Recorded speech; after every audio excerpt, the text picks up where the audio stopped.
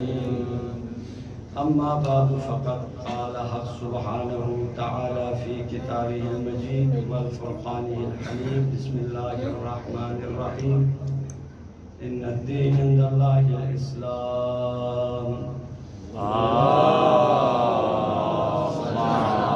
صل على محمد وآل محمد. برادر عزیز شیخ عباس علیوی صاحب نے بہترین انداز میں حالات حاضرہ پر تبصرہ کیا اور تاریخ کے اہم گوشوں پر روشنی ڈالی ہے۔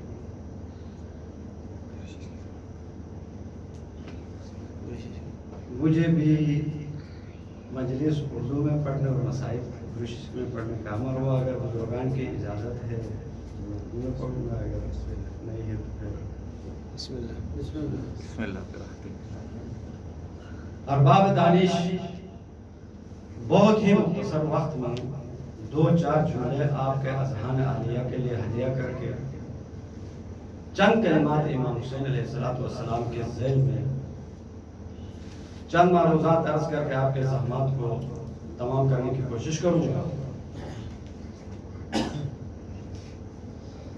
آغائے محترم نے دشمنان اہل بیت، ضد اہل بیت، ضد مکتب اہل بیت علیہ السلام کی اور ان کے افکار کے بارے میں آپ کے خدمت میں عرض کیا۔ یقیناً بعد از رسول اسلام اس دین مبین اسلام پر جو وقت گزری ہے وہ انسان کے لیے قابل غور ہے، قابل تفکر ہے۔ 2 خطوں میں جو رسول اسلام نے انی تارک فیکم الثقلین کتاب اللہ و عطرت اہل بیتی کے 2 منہج ہمیں دیا تھا، ایک اہل بیت کی اور ایک قرآن کی، یعنی یہ 2 راستے ہمیں بتا دیے تھے۔ لیکن بعد از رسول اسلام اس اسلام ناب محمدی کے رخ کو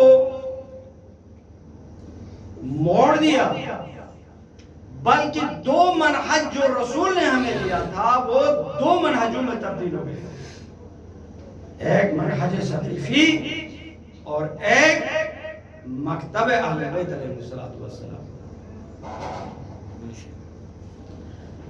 بس دشمنان کے بارے میں جو کچھ ذکر کیا برادر عزیز نے وہ آپ نے سن لیا ہے۔ لہذا ثقیفہ سنگ بنیاد ہے واقعہ کربلا کے لیے، ثقیفہ سنگ بنیاد ہے شکستہ پہلو زہرا کے لیے، ثقیفہ سنگ بنیاد ہے در بطول کے جلنے کے لیے، ثقیفہ سنگ بنیاد ہے آج مسلمانوں کے گلے کٹنے کے لیے، ثقیفہ سنگ بنیاد ہے آج اسلام کا چہرہ مسخ کر کے یہودیت اور نصرانیت کے ہاتھوں میں پامال کرنے کے لیے۔ بے شک حسن، یہ پہلا زینہ اور سیڑھی ہے بعد از رسول اسلام جو ثقیفے کی صورت میں وجود میں آیا ہے۔ پس عزیزان محترم، ثقیفہ ہی ہے جس نے کربلا کے وجود کو بخشا۔ اگر ثقیفہ بنی سعدہ وجود میں نہ آتی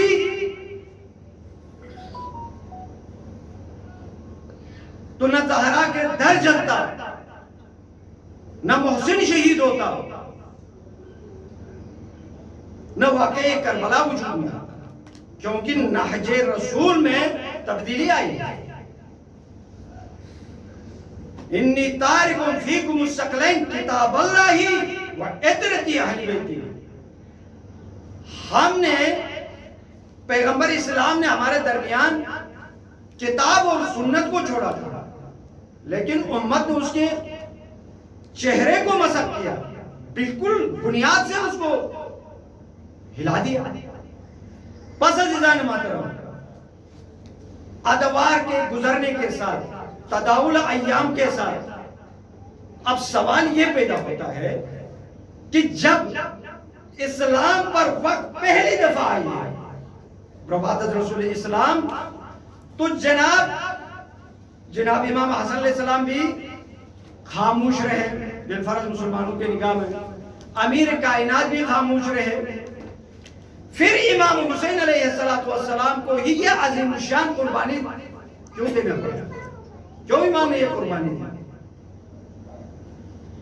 وہ کون سے حالات تھے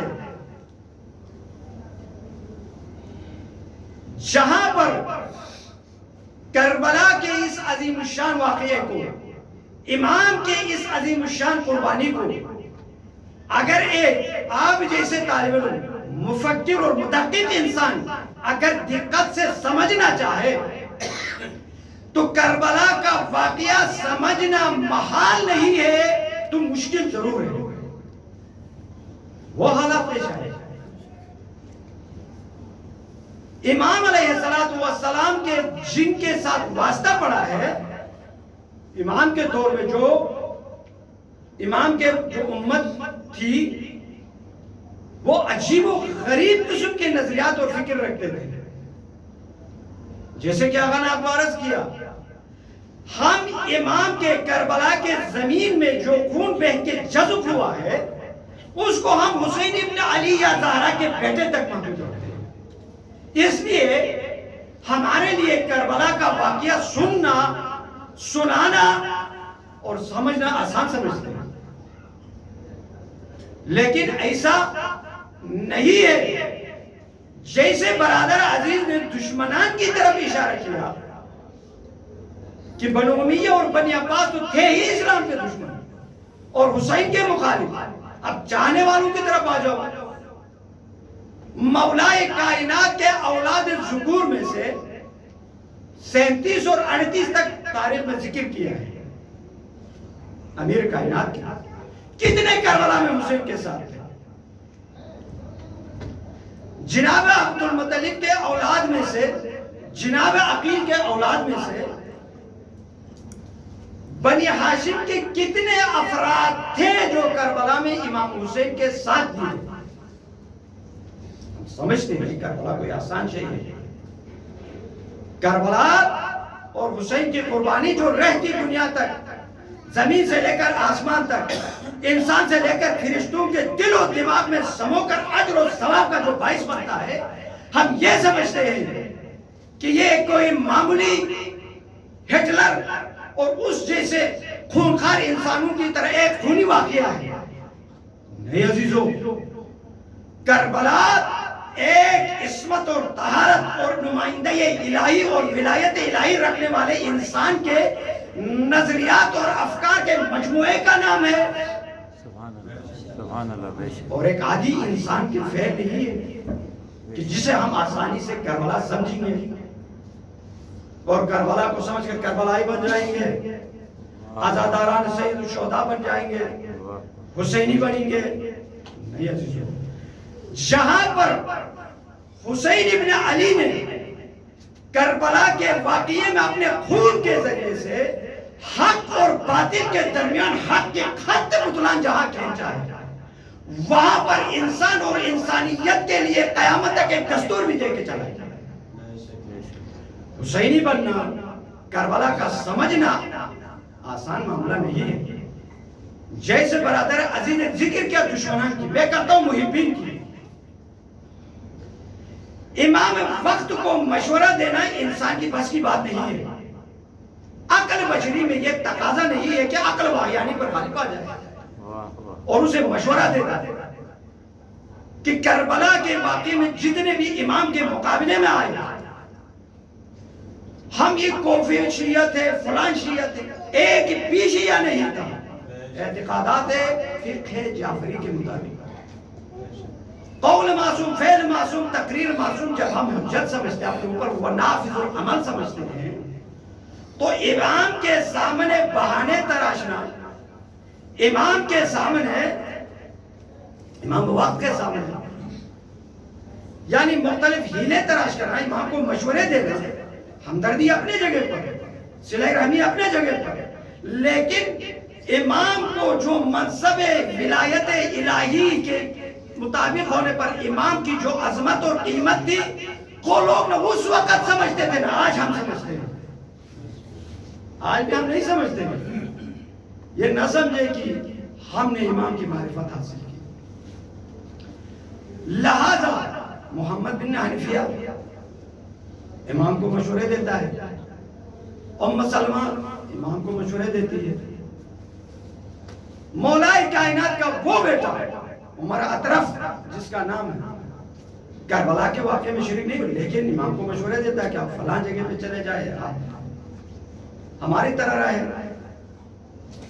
اسی طریقے سے عبداللہ ابن جعفر تاریخ گواہ ہے کہ انہوں نے امام حسین علیہ السلام کو مدینے سے نکلتے وقت انتہائی ہمدردی کے اظہار کے ساتھ مشورے دیے. امام علیہ السلام نے دل و جان سے انہیں قبول بھی کیا.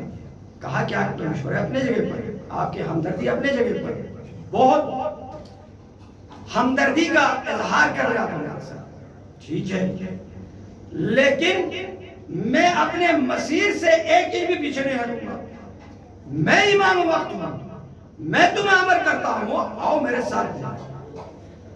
عجیب و غریب واقعہ ہے کربلا کا. ایک طرف سے امام علیہ السلام خطوط بھیج کے صحابہ کو مانتا ہے، اپنے چاہنے والوں کو جمع کرتا ہے کربلا میں. ایک طرف سے چراغ کھول کر کے پھر سب جانے کو کہتا ہے. مولا اگر بھیجنا ہی ہے تو بلاتے کیوں ہو؟ اگر آپ شب عاشور اصحاب کو بھیجنا ہی ہے تو بلاتے کیوں ہیں؟ ہر ایک کو اپنے کام پر رہنے دے. نہیں علی ہے، کل بھی حسین کو شیعوں کی نفوس اور بدنوں کی ضرورت تھی اور آج بھی ضرورت ہے. لہذا حسین جو اپنے خاص صحابہ تھے ان کو چن چن کے بلا رہا ہے، جو بہانے تراش رہے تھے ان کو چھوڑ رہا ہے. آج بھی کربلا میں جب یہ جمع ہوئے 72 نہیں تھے، 500 تک کی روایت ہوتا ہے. شب عاشور تک 500 افراد کی موجودگی کا روایت میں موجود ہے. جب امام نے چراغ 3 دفعہ کیا ہے، ایک مرتبہ نہیں. پہلے مرتبے میں بہت سارے نکلے. جب آخری مرتبہ 72 یا 125 افراد رہ گئے تب امام علیہ السلام نے فرمایا کہ اللہ تعالیٰ نے وہ صحابہ مجھے عطا کیا ہے، نہ میرے نانا محمد کو ملے تھے، نہ میرے بابا علی کو ملے تھے، نہ میرے بھائی حسن کو ملے. چھنٹی کے بعد یہ بنتے ہیں کربلائی، یہ بنتے ہیں حسینی. لذا عزیزان محترم، کربلا کا واقعہ سمجھنا انتہائی مشکل مرحلہ. درود پڑھے محمد والد.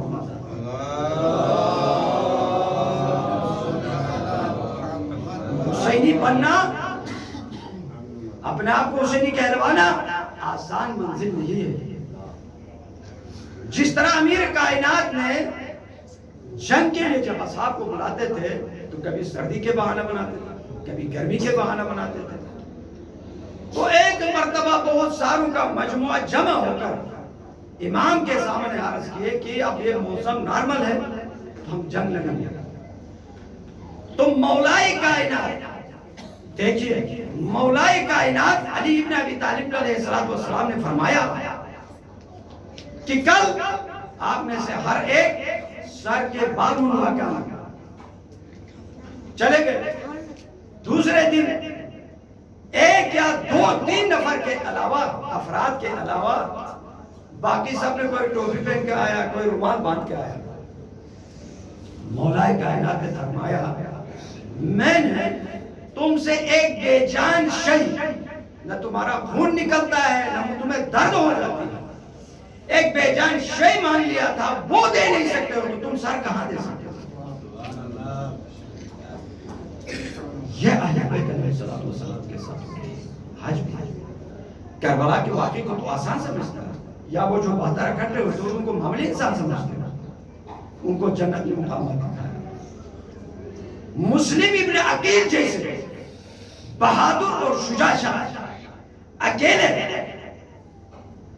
500 لوگوں کا کوفے میں مقابلہ کر کے محمد ابن اشعث کو یہ کہنے پر مجبور کیا کہ ابن زیاد کو مخاطب کرتے ہوئے مجھے کوفے کے کسی بقال کے ساتھ مقابلے کے نہیں بھیجا بلکہ بنی ہاشم کے شیروں میں سے ایک شیر کے ساتھ مقابلے کے لیے۔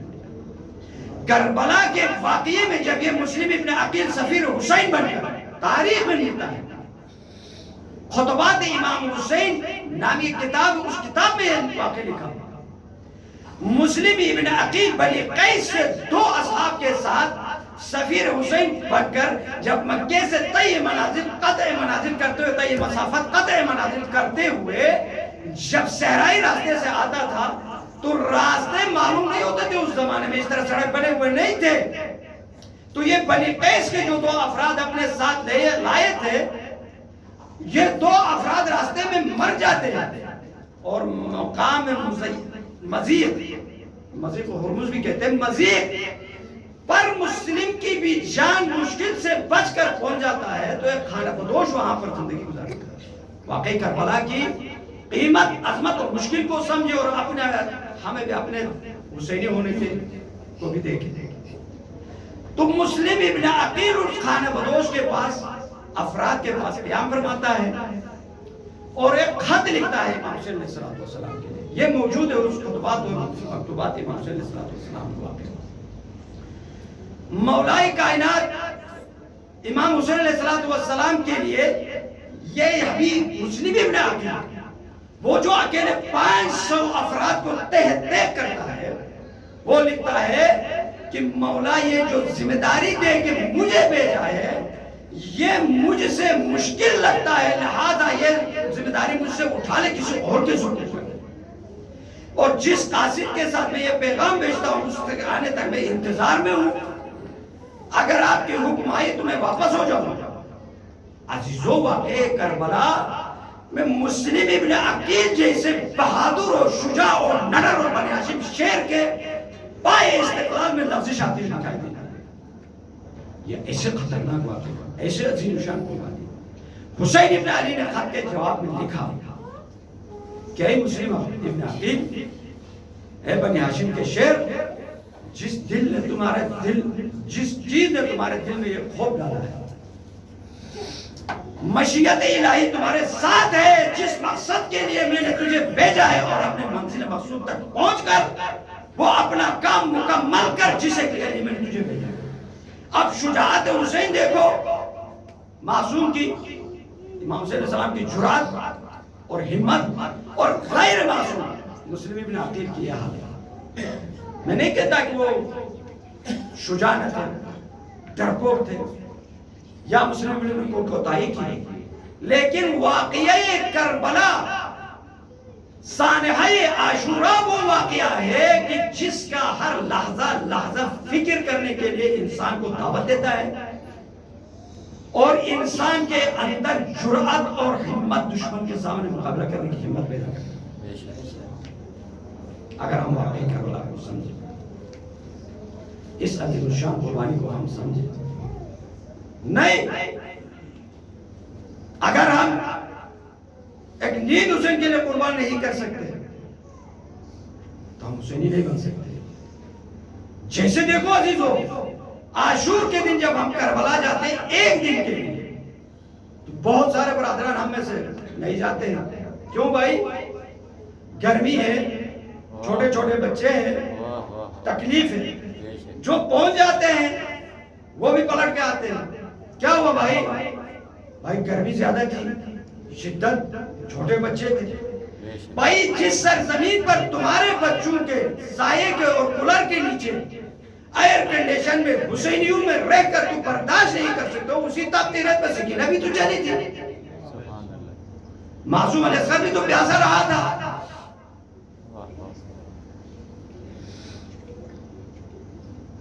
تو کیا حسین کے بچوں سے ہمارے بچے زیادہ عزیز ہیں؟ نہیں عزیزو، حسینی کربلا قربانی چاہتی ہے، کربلا مشقت اور زحمت کا نام ہے. ایسے حسینی نہیں بنتے جیسا ہم بننا چاہتے ہیں. ایسے کربلائی نہیں بنتے جیسا ہم بننا چاہتے ہیں. بس عزیزان محترم، درود و سلام محمد و آل محمد ذات.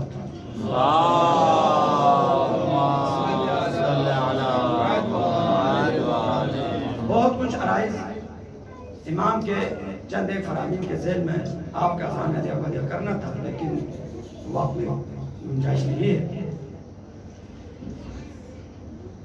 اب برادر عزیز نے مخالفین کی ذکر کیا تھا، اب میں موافقین میں سے محمد بن حنیفیہ جو سب سے بزرگ ترین فرد ہے بنی ہاشم میں سے، امام علیہ السلام نے 3 دفعہ خط لکھا. ایک مدینے سے نکلتے وقت، ایک مکے سے، اور ایک کربلا سے. یوں باقی سارے صحابہ کا. امام کی امامت اس لیے جب بھی ہمیں معصومین کی زیارات میں یا فرامین میں ملتا ہے کہ امام کو جاننے کو نہیں کہا ہے، معرفت حاصل کرنے کو کہا. ما عارفاً بحق ہی کہا. آپ امام کی معرفت حاصل کرو، اس کو جانو. لہذا جب معاویہ علیہ الحاویہ دنیا سے چلا جاتا ہے، یزید تبنشین ہو جاتا ہے، حسین مدینے سے نکل کر مکے میں پہنچ جاتا ہے، تو عبداللہ ابن جعفر اور یزید نے مدینے کے گورنر عمر ابن سعید کو معین کرتا ہے. اندازہ لگائے آپ تاریخ معین کرتا ہے. تو عبداللہ ابن جعفر آ کر اس عمر ابن سعید سے جو مکے کا گورنر بنایا تھا اس سے مطالبہ کرتا ہے کہ امام حسین کے لیے امان نامہ دے. لہذا امام حسین علیہ السلام کے لیے امان نامہ بھی لیتا ہے، اور 7 چند لوگوں کے امام مکے سے روانہ ہوئے تھے طریق میں آ کے امام سے ملتا ہے. اور یہ عبداللہ ابن جعفر جو جناب زینب سلام اللہ علیہا کا شوہر ہے اور اون محمد میں سے ایک کا والد گرامی ہے، امام سے فرماتا ہے یہ امان نامہ میں نے آپ کے لیے لایا ہے، اور اس سے عہد دیتا ہے تو لہذا آپ واپس مکہ آ جائے، یہ سفر بہت خطرناک ہے. امام علیہ السلام نے فرمایا مجھے وہ سب کچھ پتا ہے جو میرے ساتھ ہونا ہے، آپ کو تو صرف موت کا خبر ہے. مجھے وہ جگہ بھی پتا ہے جہاں پر میں نے گرنا ہے، جہاں پر میرا جگر نہیں مرنا، جہاں میرا جیسا شہید ہے، وہ بھی میرے بابا نے اور میرے نانا نے مجھے بتایا. لہذا وہاں سے امام ان کے امن نامے کو رد کر دیتا ہے، واپس آ جاتے ہیں مکے میں. محمد بن حنیفیہ بھی آ جاتا ہے مکے میں، مشہور عمر اطرف بھی آ جاتا ہے مکے میں، لیکن مکے سے آگے تاریخ میں نہیں ملتا ہے کہ امام حسین کے ساتھ گئے. اور امام نے بھی مجبور نہیں کیا، بلکہ محمد بن حنیفیہ کو کہا کہ ہمارا عین بن کے مدینے میں رہے اور حالات سے ہمیں آگاہ کرے. لیکن اس کے لیے جو دوسرے خطوط لکھا ہے اس سے معلوم ہوتا ہے کہ امام چاہتا تھا میرے ساتھ ہو جائے، آ جائے، نہیں. پھر یحییٰ ابن سعید جو عمر ابن سعید مدینے مکے کا گورنر تھا، اس کے ساتھ کچھ سپاہیوں کو بھیجتا ہے کہ امام حسین کو مجبوراً تو کربلا جانے سے روک کے واپس مکہ لے آئے. تو تاریخ میں ملتا ہے کہ یہ جب یحییٰ ابن سعید جا کے امام حسین سے ملتا ہے تو میرے کے حد تک بات آ جاتی ہے، دھروک اور قورون سے کبھی لڑائی بھی ہوئی کربلا پہنچنے سے پہلے مکے سے نکلنے کے بعد. پھر امام حسین علیہ السلام ان کو رد کر دیتا ہے اور کربلا کے طرف رخ کرتا ہے. ایک ایسے عظیم شان مسئلہ کے کیوں بھائی جب بابا نے اتنا اہتمام نہیں کیا، حسین نے کیوں کیا؟ حسن نے نہیں کیا، حسین نے کیوں کیا؟ اب وہ امام وقت ہے یہ اشکال کرنا اب سے وہ بہتر جانتا ہے. ہم جیسا کہ ابھی برادر عزیز نے ذکر کیا، ہم امام ہی اس کو مانتے ہیں جو واجب الاطاعت ہوتا ہے. لہذا محمد بن حنفیہ کو جب امام علیہ السلام نے خط لکھا ہے، بس میں ایک روایت پڑھ کے آپ کے زمان تمام کیا، درود پڑھیے محمد۔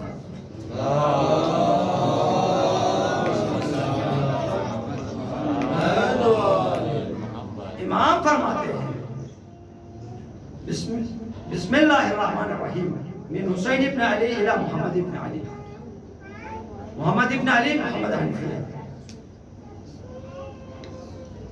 بنی ہاشم کے نام پر خط لکھتا ہے، اما بعد فَإِنَّ مَنْ لَحِقَ بِي اُسْتُشْهِدَ، امام ایک اٹل فیصلہ کر لیتا ہے کہ جو ہمارے ساتھ ملحق ہو جائے گا شہادت حتمی ہے، بچنا نہیں ہے۔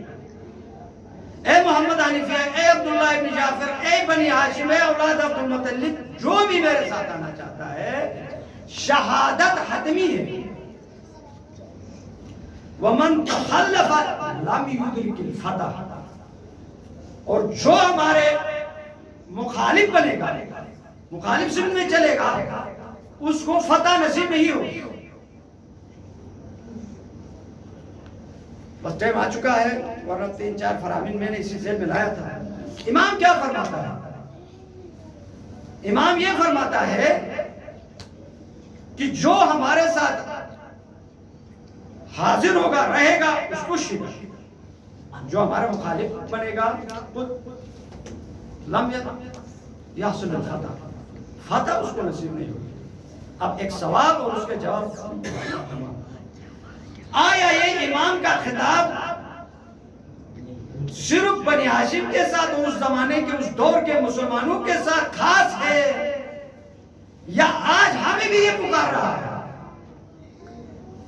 نہیں عزیزو، جہاں میں نے ابھی پہلے ذکر کیا امام نے حق اور باطل کے درمیان تمیز کی لکیر کھینچی ہے، وہاں پر قیامت تک یہ نسخہ بھی دے کے گیا کہ اگر تم فتح اور کامرانی اور عزت اور آبرو کی زندگی گزارنا چاہتے ہو تو خط حسینی پر آنا پڑے گا اور موت کو گلے لگانا پڑے گا۔ شہادت میں ہی تم عظمت کو پاؤ گے۔ اگر تم ذلت اور رسوائی اور ناامیدی کی زندگی گزارنا چاہتے ہو تو جب تک میرے مشن اور میرے بتائے ہوئے اس قانون، میرے لکھی ہوئی اس لکیر پر زندگی نہیں گزارو گے، فتح کے بھی تمہیں نصیب نہیں ہوگی۔ فقہی قاعدہ و قانون اصولی بھی ہے کہ کیا یا خطابات اسلامی جو ائمہ علیہ السلام خطاب کرتے ہیں یا قرآن میں جو خطابات ہے اس زمانے کے لوگوں کے ساتھ خاص ہے یا پوری امت کے لیے ہے؟ پوری امت کے لیے ہے، ٹائم نہیں ہے۔ جب اقیم الصلاۃ آتو الزکات کے جب فرامین آئے ہیں تو مسجد نبوی اور مسجد الحرام میں موجود رسول کے سامنے افراد کے مخاطب تھے، رسول انہیں بتایا تھا، لیکن پوری امت پر فرض ہے۔ اگر ہم کہیں کہ مخاطبین ہی کے لیے ہے تو پھر اس کا مطلب ہے کہ آج نہ ہم پر روزہ واجب ہے نہ نماز واجب ہے، وہ تو انہیں کے ساتھ خاص ہے۔ اسی طرح معصوم جو بھی امر کرتا ہے، اب اس فرمان کے اندر بھی مخاطب بنی ہاشم ہے، لیکن امام کا مطالبہ پورا امت مسلمہ ہے سبحان اللہ کہ اگر تم عزت، آبرو مندانہ زندگی اور اپنے وجود کے ثبوت دینا چاہتے ہو تو میرے خط پر عمل کرنے کا پڑے گا۔ تو 3 چیزیں، ایک بدن مانگا ہے، خیالات اور زبان نہیں مانگا۔ کربلا میں بدنوں کو مطابق اس لیے عصر شب عاشور تک خطوط لکھ کے اپنے صحیح چاہنے والوں کو بلائے۔ اگر امام کو نظریہ رکھنے والے یا صرف لقلقائی لسانی والے چاہتے تو چراغ بجھا کے بھیجنے کی ضرورت نہ پڑتی، اور چراغ بجھانے سے پھر نہ جاتے۔ کیا یہ بہت ہے؟ بس عزیزان محترم، فتح اور نصرت اور کامیابی اور کامرانی خط حسینی میں ہے۔ دیکھیے آج تجربے کے ذریعے سے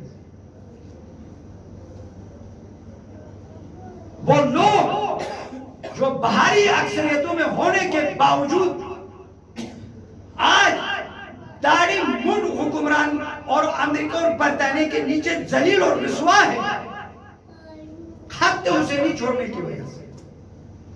اور وہ آبرومندانہ زندگی گزارتے تھے جو خط حسینی پر تھے، چاہے وہ مٹھی پر کیوں نہ ہو. جو اسلامی جمہوریہ کی صورت میں، حزب اللہ لبنان کی صورت میں، مومنین پاکستان کی صورت میں.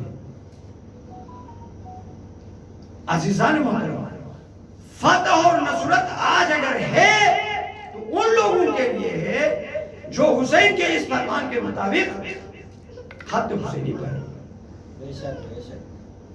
اور وہ ہر کس و ناکس کے نیچے ذلت آمیز زندگی گزارتا ہے جو خط حسینی سے ہٹ ہے.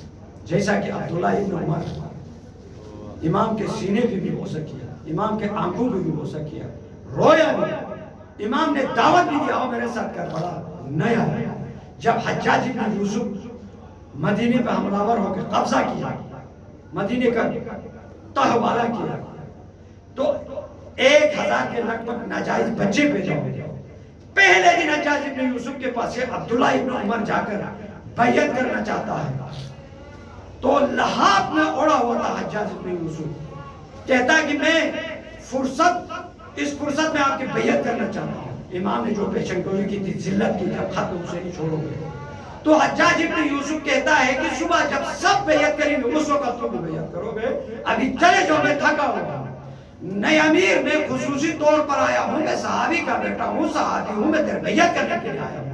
تو حجاج ابن یوسف نے کہا، اپنے لحاف سے پاؤں باہر نکال کے کہا، تم میرے پاؤں پہ بیعت کر کے چلے جاؤ، ہاتھ دینے کی میرے لیے گنجائش نہیں ہے. جو خط حسینی سے منحرف ہو گئی ہے ذلت نہیں ہوگا. بس عزیزان محترم، ایام عسیران بسن